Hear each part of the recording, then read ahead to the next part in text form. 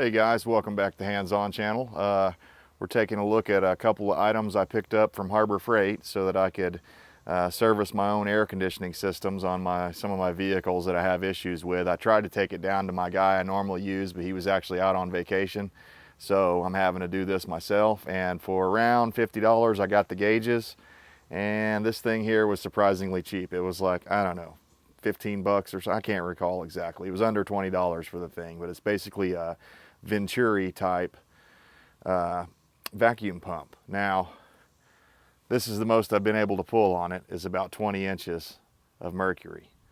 So let me see if I can zoom that in or focus that for you. So that's about the most I've been able to pull, and I've actually got a pretty good size compressor with an auxiliary tank. If you want to know more about that, I've made a video on it in the past. But anyways, basically what I'm doing here is I'm getting ready to charge this system up. So you have to put it under a vacuum. I've had this thing going for about an hour. I just let this thing run, and it was actually outrunning my compressor. So I had to let my compressor catch up a little bit to get it back down in the 20-inch level. And I'm going to leave it there for probably about 30 minutes at least. And I want to watch that needle now that the system's all closed off. You'll see when the pump was going, I had the valves open, but before I shut the pump off, I closed the valves, make sure they're closed, and then you can disconnect the pump down here, and that's how you shut the thing off. I guess you could put a valve in line there, but it's just as easy to quick connect or disconnect the quick connect there. But so yeah, you can see I've got the high and the low side hooked up.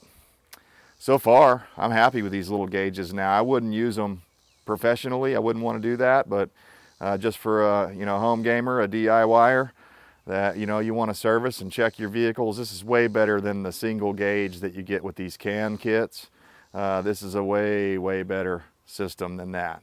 I've heard some guys complaining about the fittings leaking and stuff. I haven't had any issues with any of them leaking.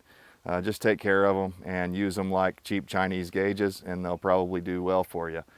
So anyways, we're going to let this sit here and hold for a little while, and while we do, I wanted to talk about a couple of things. I made a correction on the video I uploaded. I actually uploaded it quite a while ago, but I just now made it public because I couldn't get the orifice tube out. And what I thought was going on, I got online and looked the whole deal up, and everybody was saying the orifice tube was in this line back here behind the grill. So I removed the grill, looked for the orifice tube. Well, I couldn't get the line apart. It was so seized in there that I could not break it loose without destroying the line. So what little advantage I did make, I did break it loose, I tightened it back up, and fortunately so far it hasn't leaked there. But what I found out was that the orifice tube is not actually in there. So I pulled the grill off for no reason, and that aggravates me. But apparently on Chevy trucks, it is behind the grill here. So on some vehicles it's back there behind the grill. On others, I don't know if I'm going to be able to show you this or not. Depends on the lighting down in there. On others, it's that line right here. And I wrote it a little bit on the last video I did in the description. I wrote, yeah, correction, the line is actually down here under the air box. And it is. That's where the orifice tube is. I located it, and mine was surely dirty. So I'm kind of wishing that I could have done the system flush on this system, but time and money and all that being a factor, I'm going ahead. I went ahead and I was able to finally get this accumulator changed out back here on the back firewall, and man, I had a heck of a time. I was just about to take heat to the thing because I couldn't get the one that goes to the evaporator, the one that goes through the firewall. I couldn't get that one loose. This side one here, it came loose just fine. But the one that actually goes through the firewall was stuck. And I watched a video where a guy took a Dremel tool and cut it on the side so he could relieve the nut and get the thing off of there. And I was just about to either do that, but first I was going to try to put some heat on it and see if I could break the thing loose. But anyways, right before I did that, I stuck a wrench, and I believe it was not a metric wrench. It was a little bit big and sloppy on the thing. But basically it was the only wrench I had to fit it, and I can't recall if it was 1 1/8" or 1 1/16". I don't remember. I'll look that up and insert it in here. But basically I put it in there at an angle like this, kind of downward, and I was able to take a rubber mallet and bang on the thing. And finally I got it to break loose after a lot of sweating and a lot of cussing and some colorful words. Anyhow, got that done, got that changed out. The old one didn't have very much oil in it. It didn't look real bad though. It didn't look real dirty, so that's a good sign. I did add 4 ounces to the accumulator, and the compressor came with 4 ounces in it. So I figure 8 ounces is a nice round number, and everything should work just fine. So let's see if there's anything else that I ran across that was an issue. I did have to go ahead and just to get it out of my way, I took the water container reservoir out, but I didn't unhook it. I just, everything I could, like the air filter, I just moved it over, pulled it out of the box and moved it over here and tied it out of the way so I didn't have to unhook anything.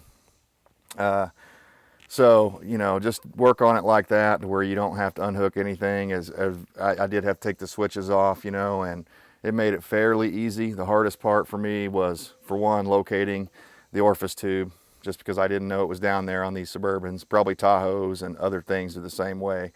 But, check this line because it's a hell of a lot easier to get to than the one that's behind the grill. So, anyhow, let's see. I guess we're ready to start the truck up, and I've got to hook my electrical wire back on my compressor, and I want to make sure that all these are going to be out of the way. Nothing's going to get, messed up on my new system here. But yeah, just the time we've been talking here, it's still holding pressure right where it was, so that's a good sign. I'm going to shut down for about 15-20 more minutes and come back, and we'll go ahead and charge this system up and see if we can get cold air blowing in the Great White Buffalo, because man, we need it right now. We've had a couple of 109, 110 degree days and stuff. It's brutal. It's brutal out here. We got to have AC, so wish me luck. Okay, a couple more things I wanted to mention to you guys before we get started on this was that I looked this up online, and the data, they claim an empty system on one of these Suburbans with rear air conditioning. Now that matters. If you don't have rear air, it's going to be a lot less, but with rear air, it supposedly holds 64 ounces of Freon. So, and 11 ounces of oil, just in case you're wondering, and it's PAG. Oh, I can't remember. You'll have to look it up. But that part of it was easy to find. Although I only did 8 ounces because of some of the stuff I read on the forums about, a lot of it sticks in the lines and stuff like that and stays in the system. So you don't really need to put 11 ounces in. You don't want to overfill the thing with oil because that could be bad too. So you're trying to balance it, as they call it. But anyways, so how that breaks down for me is that's going to be these 12 ounce cans I'm using. That's going to be 5 of those for 60 ounces. And then like a third of a can for the remaining 4 ounces. But I don't think it's going to hold nearly that much.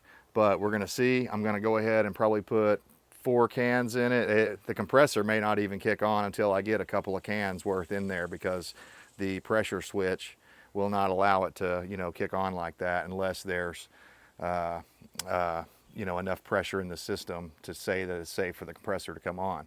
One other thing you have to do, and you have to remember to do, is up here on this gauge set here. I'll just point to it right here. That's the purge valve. So anytime you hook your new can up, you're going to need one of these little can tap. It did not come with the kit. You got to go get your own can tap. I can't remember if I got that I think I got it at AutoZone or O'Reilly's one. But anyways, you can order them online, whatever. But you got to have that, and that adapts in to this hose down here. We'll go ahead and get that set up because we're done with the vacuum pump. This is closed off, so even if I unhook this, I won't lose any vacuum here. So we're good to set that aside. We're done with that.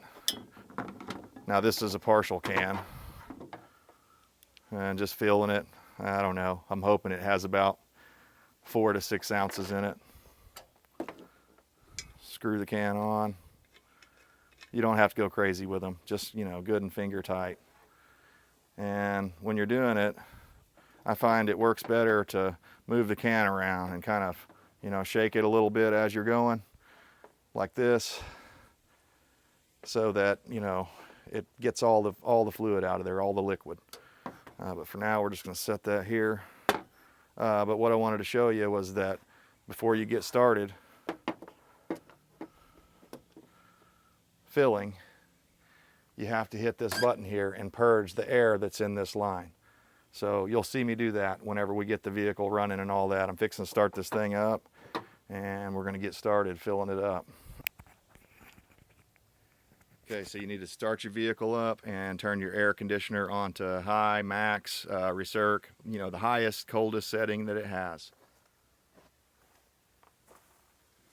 And this is an assumption on my part, but since this truck has rear air, I'm going to go ahead and turn the rear blower on to its max setting and coldest setting also. So here we go. Okay, you'll notice the air conditioner compressor did not kick on, so that's because it's too low. We're going to add the first bit to it.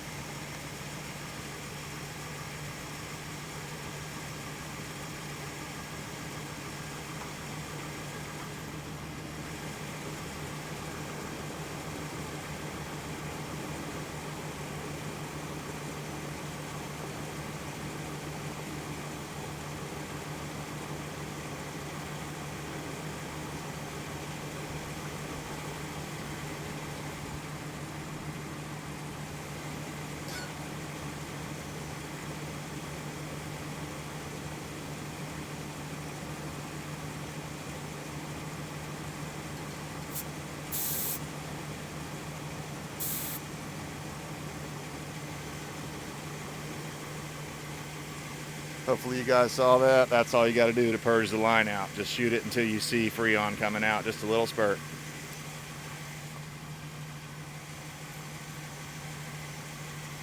Okay, you never open up the high side at this point. You just do everything, all your filling goes on through the low side. So now we're going to crack the low side open and start pumping this can in.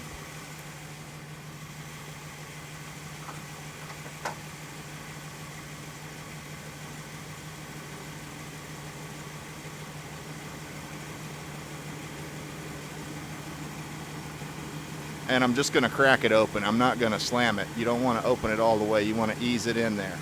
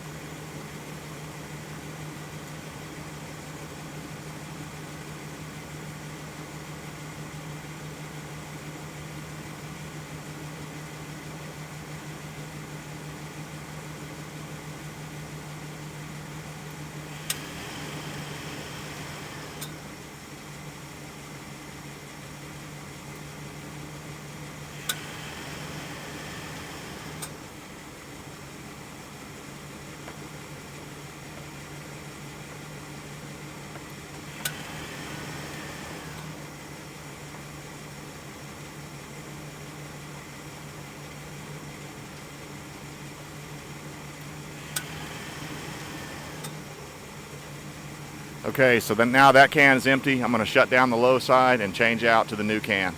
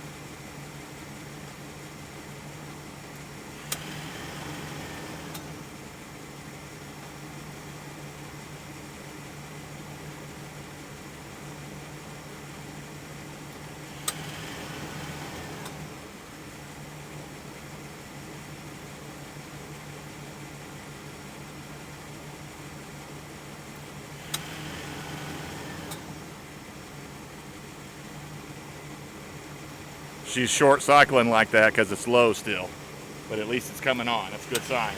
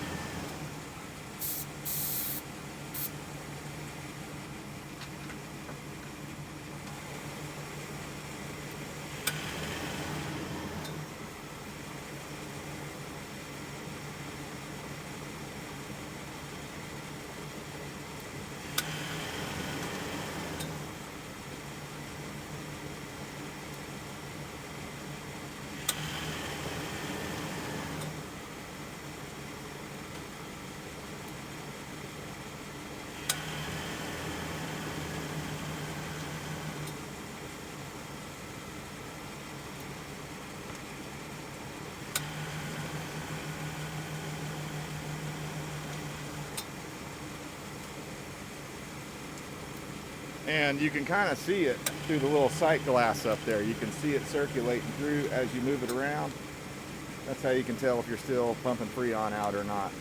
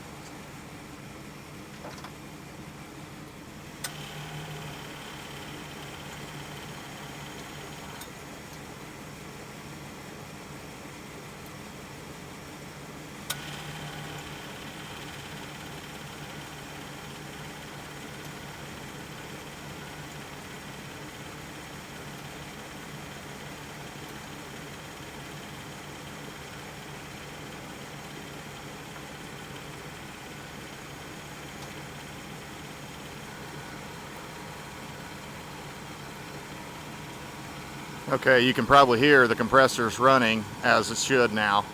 So I'm watching my pressures. They're still low. I'm still quite a bit low, but I've only put 2.5 cans in so far. So now that last can got pretty cold, and I see the accumulator starting to get frosty too, so that's a good sign.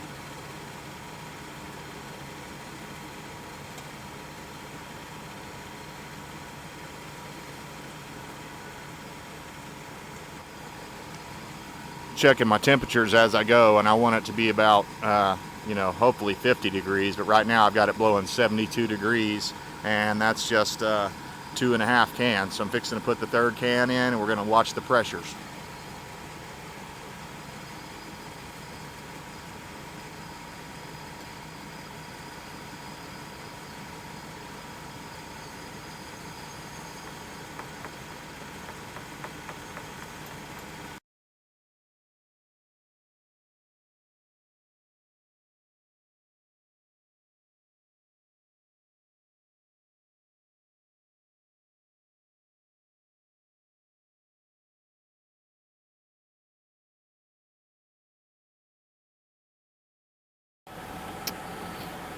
All right, guys, here's how we made out.